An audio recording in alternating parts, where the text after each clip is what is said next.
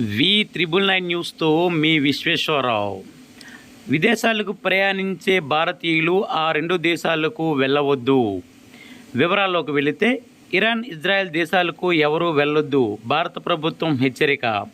Indians ఎవరూ Iran, Israel దేశాలకు వెళ్ళవద్దని ఆదేశాలు జారీ చేసింది భారత ప్రభుత్వం. 2024 ఏప్రిల్ 12వ తేదీన ఈ మేరకు భారత పౌరులకు స్పష్టం చేసింది. ప్రస్తుతం పశ్చిమాసియా దేశాల్లో పరిస్థితులు బాగోలేదని, ఇరాన్, ఇజ్రాయెల్ దేశాల మధ్య ఉద్రిక్తత వాతావరణం నెలకొందని, ఇలాంటి పరిస్థితుల్లో భారతీయులు ఎవరూ ఆ రెండు దేశాలకు పర్యటించడం సురక్షితం కాదని, ఆ రెండు దేశాల్లో ఉన్న భారతీయ పౌరుల రక్షణకు సంబంధించి ఇరాన్, ఇజ్రాయెల్ దేశాల్లో భారతీయ ఎంబాసీలతో నిరంతరం చర్చలు జరుపుతున్నట్లు వెల్లడించింది.